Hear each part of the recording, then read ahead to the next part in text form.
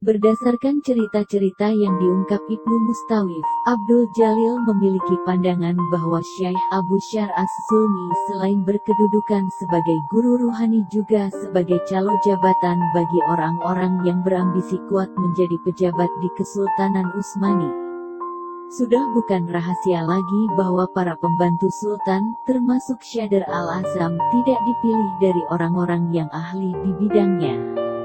Mereka diangkat berdasarkan penilaian siapa yang paling besar sumbangan pribadinya kepada sultan dan keluarganya, termasuk memenuhi segala permintaan sultan. Itu sebabnya, ketika Syadr al-Azam berkuasa maka ia melakukan cara yang sama untuk mengangkat para pasya. Dan para pasya pun mempraktikkan hal serupa ketika mengangkat para as-sanazih. Cara mengangkat pejabat kesultanan dengan menggunakan ukuran besarnya sumbangan pribadi ini membentuk mentalitas pejabat-pejabat yang menjilat ke atas dan menginjak ke bawah, dengan tekanan terberat terletak pada pundak rakyat jelata. Rakyat dibebani pajak berlipat-lipat. Cara seperti itulah yang membuat para guru besar sufi, seperti Syekh Abdul Qadir Al-Jailani, menolak tegas-tegas sumbangan yang diberikan sultan karena sumbangan itu diperoleh dari memeras darah rakyat.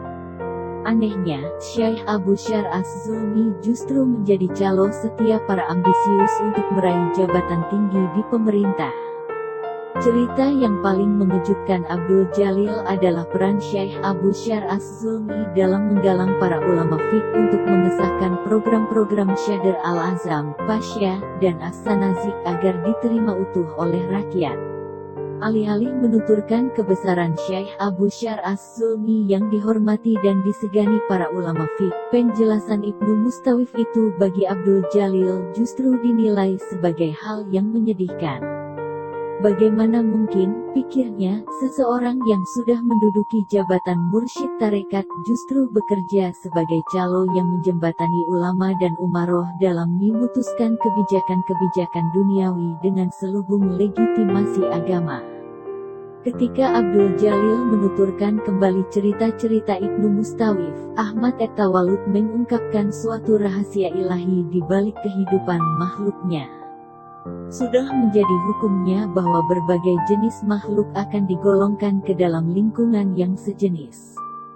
Harimau hidup di lingkungan harimau, kuda hidup di lingkungan kuda, domba hidup di lingkungan domba, anjing hidup di lingkungan anjing, tikus hidup di lingkungan tikus. Karena itu, jangan gampang terkecoh oleh ucapan tikus yang dengan pongah mengatakan bahwa dirinya adalah bagian dari kawanan harimau.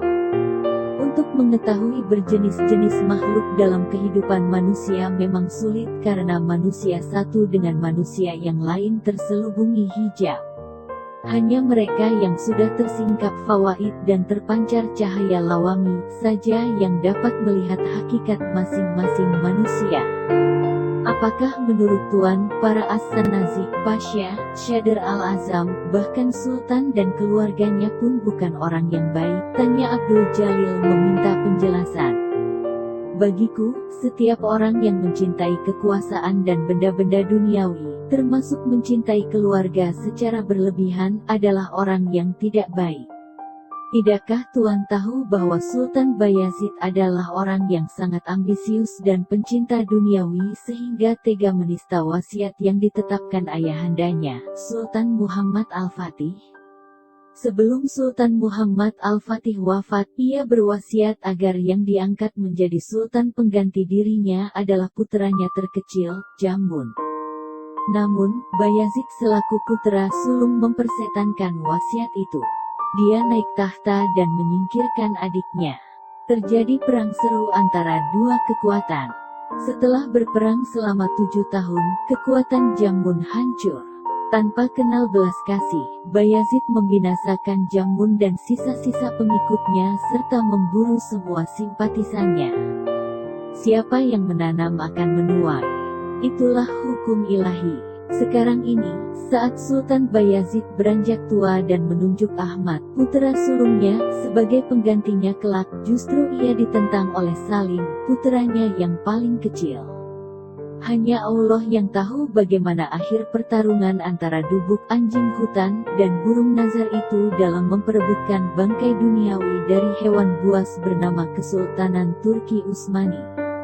Mendengar uraian Ahmad At-Tawalud, Abdul Jalil hanya mengangguk-angguk. Ia sendiri pernah mengalami betapa manusia bisa menjadi serigala buas yang berbahaya ketika dimabuk ambisi kekuasaan.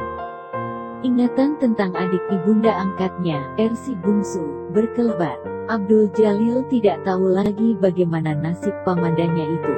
Apakah masih hidup atau sudah mati? Diam-diam ia kehilangan semangat untuk bertemu dengan Syekh Abu Syar As-Sulmi.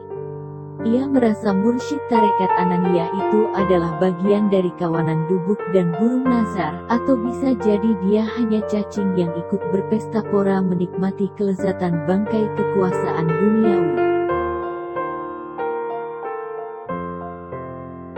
Meski sudah kehilangan hasrat untuk bertemu Syekh Abu Syar As-Sulmi, kumparan nasib menentukan lain.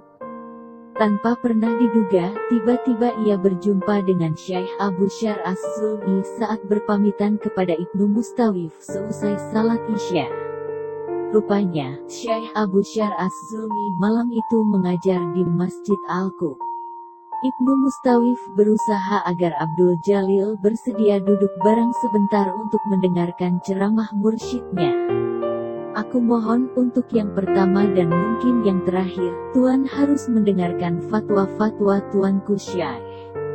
Tuan akan menyaksikan sendiri betapa luas tak terbatasnya samudera pengetahuan Tuanku Syekh. Ibnu Mustawif memohon.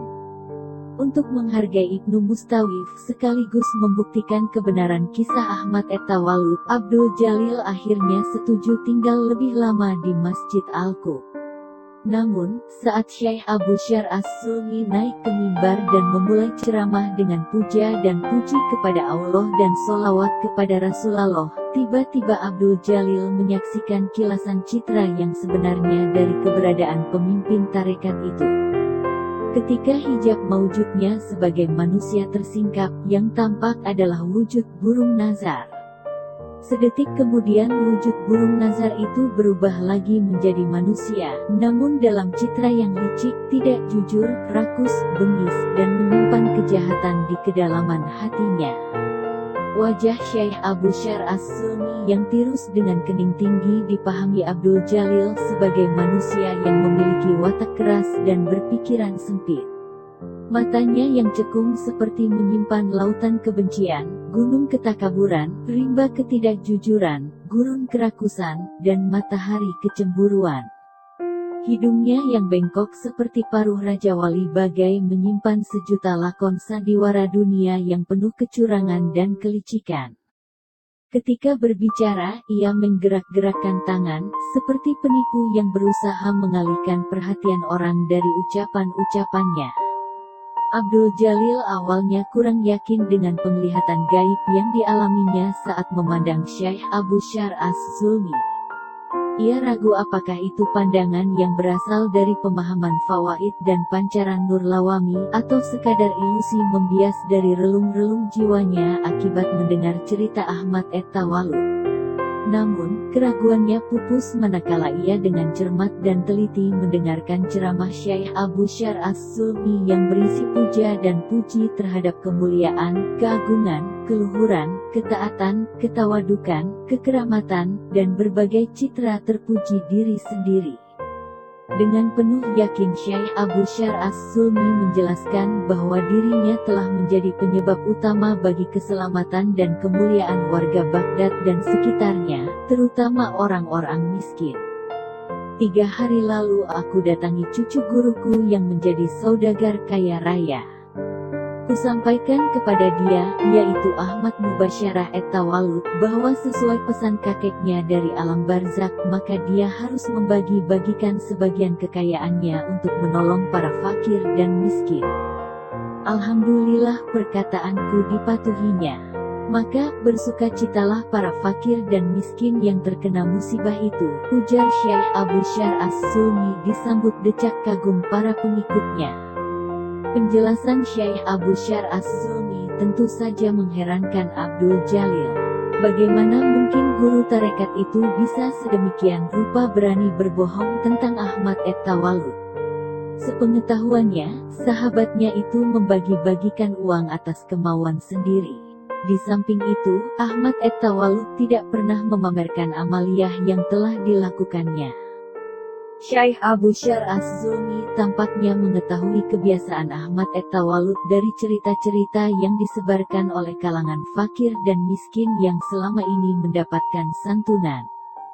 Belum puas mengaku sebagai orang yang berperan penting memberikan perintah kepada Ahmad at-Tawalud, Syekh Abu Syar Az-Zulmi menguraikan perihal kebaikan orang-orang yang melakukan amaliyah secara tersembunyi.